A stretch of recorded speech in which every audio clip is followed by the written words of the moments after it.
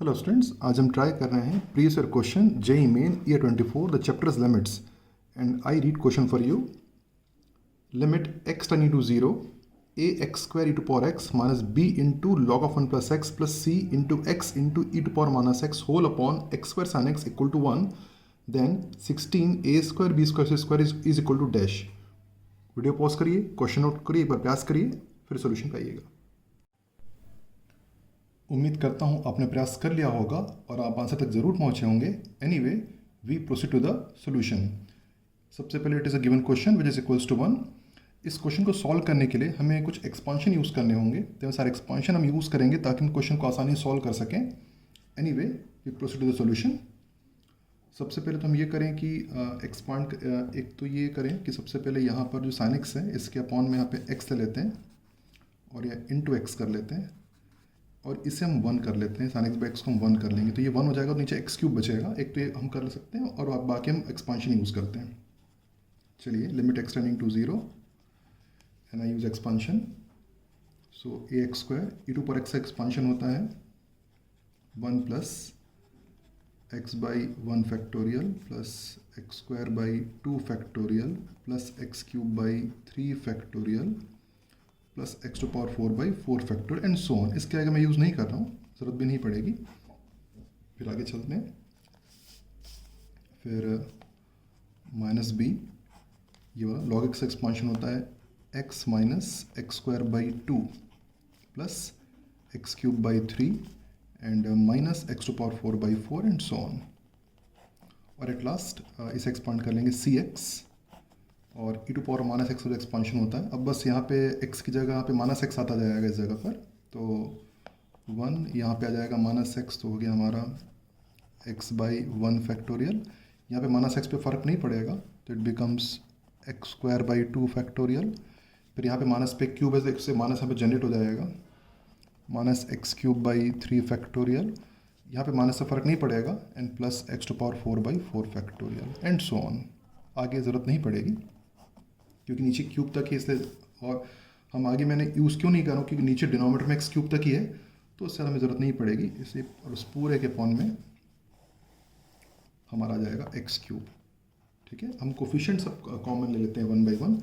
तो ये हो जाएगा हमारा लिमिट एक्स टेंडिंग टू 0. एक एक करके हम कोफिशिएंट ले लेते हैं. पहले एक्स से कोफिशिएंट निकाल लेते हैं क्या आएंगे. यहाँ पे तो एक्स स्क्वायर है तो यहाँ पे एक्स का कोफिशिएंट यहाँ पे मिलेगा, एक्स मिलेगा माइनस बी. अब देख सकते हैं माइनस बी यहाँ पे एक्स का कोफिशिएंट. और यहाँ से क्या हमें एक्स का कोफिशिएंट मिल सकता है. हाँ देखिए, जब सी एक्स 1 से इंटू होगा तो सी एक्स आ जाएगा. तो सी एक्स इंटू 1 सी एक्स है तो वहाँ पे एक्स का कोफिशिएंट सी होगा तो ये हो जाएगा प्लस सी ले सकते हैं. फिर बात करते हैं एक्स स्क्वायर के कोफिशिएंट की. एक्स स्क्वायर में यहाँ पे ए एक्स स्क्वायर आएगा तो उससे ए आ जाएगा. फिर देखिए एक्स स्क्वायर यहाँ पे भी एक्स स्क्वायर में देख सकते हैं, यहाँ पे एक्स स्क्वायर कोफिशिएंट यहाँ पे आएगा बी एक्स स्क्वायर बाई 2 है तो प्लस बी बाई 2 अब कह सकते हैं. ये जब दोनों मल्टीप्लाई होंगे तो प्लस बी बाई 2 भी है.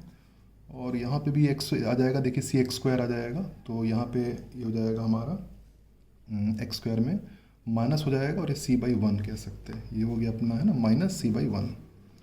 तो माइनस सी है सी बाई 1 वॉट एवर, ये हो जाएगा हमारा कोफिशिएंट एक्स स्क्वायर का. अब बात करते हैं एक्स क्यूब की कोफिशिएंट की. तो एक्स क्यूब ये यहाँ पे आ जाएगा x square into x cube आ रहा है तो ये हो जाएगा ए हो गया हमारा कोफिशिएंट यहाँ से केवल ए है ना. एक्स क्यूब यहाँ से देखते हैं एक्स क्यूब, ये एक्स क्यूब सीधा ही यहाँ पे मिलेगा तो जाएगा माइनस सी हो जाएगा minus b by 3 minus b by 3. ये हो गया एक्स क्यूब का कोफिशिएंट. और यहाँ से बात करें एक्स क्यूब, यहाँ आ जाएगा एक्स स्क्वायर, ये एक्स इंटू एक्स क्यूब हो रहा है तो एक्स इंटू एक्स क्यूब हो रहा है, ये सी और ये 2 तो हो जाएगा सी बाई 2. तो सी बाई 2 एक्स क्यूब कोफिशिएंट हो जाएगा. क्योंकि नीचे एक्स क्यूब तक ही है तो और ज़्यादा लिखने की ज़रूरत नहीं है. हम यहाँ लिख लेते हैं एक्स स्क्वायर के एक्स टू पावर 4 के साथ कुछ भी होगा, डज नॉट मच मैटर क्या है. अरे लेट इट बी लैम्डा 1, उससे क्या फ़र्क, उससे बहुत ज़्यादा फ़र्क नहीं पड़ेगा. फिर आगे एक्स टू पावर 5 आएगा, कुछ भी हो सकता है. लेट इट बी लैम्डा 2, मैं नहीं कह रहा कि क्या आएगा बट डज नॉट मैटर, कुछ बहुत ज़्यादा फ़र्क नहीं पड़ता कि आगे सारे जीरो ही हो जाएंगे. वो जब जीरो ही हो जाएंगे तो डज नॉट मच मैटर कि कोफिशिएंट क्या आने वाला है. तो मैंने ऐसे लैम्डा अपने मन से कुछ भी लिख लिया मैंने, क्योंकि यहाँ बहुत ज़्यादा मैटर नहीं करता वो वहाँ पर क्या आएगा है ना. और ये अपॉन में इसके एक्स क्यूब है सबके अपॉन में. इस पूरे की वैल्यू क्वेश्चन में 1 दी हुई है, जो यहाँ पे मैंने नहीं लिखी थी, यहाँ 1 दी हुई है. ठीक है, अब एक बात जो यहाँ पे समझने की देखिएगा, यहाँ पर अगर आप देखेंगे डिनोमीटर में जो x का पावर है वो 3 है, यहाँ पर पावर 3 है और यहाँ पर x के दो पावर x और x स्क्वायर है, तो यहाँ पे जो ये दो टर्म नहीं होने चाहिए।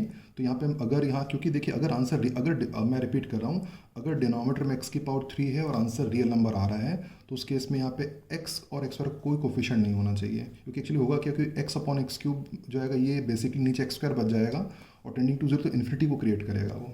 यहाँ भी x square by x cube है, दोनों कटेगा तो 1/x बचेगा, और x टेंडिंग टू 0 है तो इन्फिनिटी को क्रिएट करेगा, जबकि आंसर रियल नंबर आ रहा है। तो इसका मतलब ये है कि अगर यहाँ पे आंसर, आई रिपीट, तो मैंने रिपीट कर अपने वर्ड्स को, अगर यहाँ पे रियल नंबर है अपॉन में एक्स क्यूब है, तो यहाँ पे x और एक्स स्क्वायर के टर्म नहीं हो सकते, अदरवाइज दे बिकम्स इन्फिनिटी। ठीक है, तो ये नहीं हो सकते, इसका मतलब क्या हो जाएगा, इसका नहीं हो सकते मतलब ये 0 है। तो हम यहाँ पे कह सकते हैं इसका मतलब होगा कि -b+c हो जाएगा आपका 0, एक्स का कोफिशिएंट, ये टर्म होगा ही नहीं, तो टर्म नहीं होगा मतलब एक्स का कोफिशिएंट 0 होना चाहिए। सिमिलरली एक्स स्क्वायर का कोफिशिएंट भी 0 ही होना चाहिए, तो हम कहेंगे a+b/2 - c भी 0 ही होना चाहिए, तभी ये इसका कुछ रियल वैल्यू आंसर निकलेगी। अब हमने क्या समझ लिया कि भाई ये वाला टर्म मेरा 0 है ना, ये वाला टर्म मेरा 0, दो टर्म तो मेरे 0 हो गए, इसको मैंने डार्क कर दिया हुआ है, तो ये पूरा मेरा बच गया, एक्स क्यूब बच गया, एक्स की पावर 4 बच गया, एक्स की पावर 5 बच गए, बाकी सारे के सारे बच गए। तो जो बाकी टर्म बच गए इसमें से हम एक्स क्यूब कॉमन निकाल लेंगे ताकि ये एक्स क्यूब कटे हमारा, है ना। तो बाकी जितने बच गए इसमें से मैं क्या एक्स क्यूब कॉमन निकाल ले रहा हूँ, मैं मान ले रहा हूँ तो टर्म 0 हो गया मेरे, लिमिट एक्स टेंडिंग टू 0, बाकी में से मैंने एक्स क्यूब मैंने कॉमन निकाल लिया। जब एक्स क्यूब मैंने कॉमन निकाल लिया तो मेरे पास क्या बचा, एक तो यहाँ पे बचेगा मेरे पास a -b/3 + c/2, है ना, ये बच गया, प्लस यहाँ से एक्स क्यूब कॉमन निकालूंगा, एक्स बच जाएगा, एक्स का λ1 ले लेंगे, λ1 मतलब कोई भी एक कांस्टेंट हो सकता है, कोई भी कोफिशिएंट हो सकता है, मतलब यहाँ से एक्स स्क्वायर बचेगा, यहाँ से अपन λ2 ले लेते हैं, डज नॉट मच मैटर क्या है, डॉट डॉट डॉट चलता ही जाएगा, है ना। और होल के पॉन में क्या है भाई, होल के पॉन में हमारा एक्स क्यूब है, और इस पूरे की वैल्यू कितनी है, 1 है। तो बड़ा कॉमन सेंस है कि भाई ये वाला एक्स क्यूब आपस में क्या हो, कैंसिल हो जाएगा, भाई ये एक्स क्यूब हमारा कैंसिल हो गया, तो जो बच गया इसकी वैल्यू 1 होनी चाहिए। और देखिए एक्स टेंडिंग टू 0 है, तो एक्स टेंडिंग 0 होने के कारण क्या हो जाएगा, ये टर्म हमारा क्या हो जाएगा, देखिए ये टर्म हमारा पूरा 0 बन जाएगा, ये टर्म मेरा 0 बन जाएगा, टर्म मेरा 0 बन जाएगा, टर्म मेरे 0 बन जाए, क्यों, क्योंकि एक्स टेंडिंग टू 0 है, तो ये 0 हो जाएगा, क्योंकि 0 है तो ये वैल्यू 1 के बराबर बच जाएगी, है ना। तो फाइनली मेरे पास क्या बच गया, मेरे पास a -b/3 + c/2, ये मेरी बची मात्रा, ये मेरा 1 हो जाएगा, कि बाकी सारे तो 0 हो गया भाई, ये दोनों कट गया तो ये वैल्यू 1 के बराबर आ गई, तो ये मेरी एक और इक्वेशन बन गई। तो फाइनली मेरे एक इक्वेशन आप देख पा रहे हैं, एक इक्वेशन मैंने पहले बनाई थी, ये मैंने बनाई थी, और एक इक्वेशन मैंने मेरी बनाई हुई है। ये तीनों क्वेश्चन को आपस में सॉल्व करना है, जब तीनों क्वेश्चन आपस में सॉल्व करेंगे तो हमें ABC की वैल्यू मिल जाएगी। तो अभी तीनों को आपस में सॉल्व कर लेते हैं। सॉल्व करना बहुत मुश्किल, आसान काम है, बहुत मुश्किल नहीं, मतलब यहाँ पहले क्वेश्चन से हमें साफ समझ में आ रहा है कि भाई C और B बराबर होने चाहिए, पहली कंडीशन, क्योंकि इधर चला जाएगा। फिर दूसरी यहाँ पे हम C की जगह B रख देते हैं, तो जो सेकंड इक्वेशन मेरी बनेगी a+b/2 - now this C can be replace by B हो जाएगा, B = 0, तो इट प्रोवाइड्स मी a, ये हो जाएगा a -b/2 = 0, provides me a = b/2, ये बन गई एक और कंडीशन, a b/2 बन गया। ठीक है भाई, एक C = B आ गया, a b/2 आ गया, लगभग हमारा क्वेश्चन देखा है तो सॉल्व हो चुका है ना। अब लास्ट इक्वेशन यूज़ कर लेते हैं, a -b/3 + c/2 = 1, है ना। तो a की जगह रख देते हैं b/2, तो हो जाएगा b/2 - b/3 प्लस, और c की जगह रख देते हैं b/2 = 1। सॉल्व करने पर ये हो जाएगा, इसको पूरा सॉल्व करेंगे तो 2b/3 = 1 प्रोवाइड्स b = 3/2, तो b 3/2 आ गया, और b उससे बराबर है तो c भी 3/2 आ जाएगा, है ना।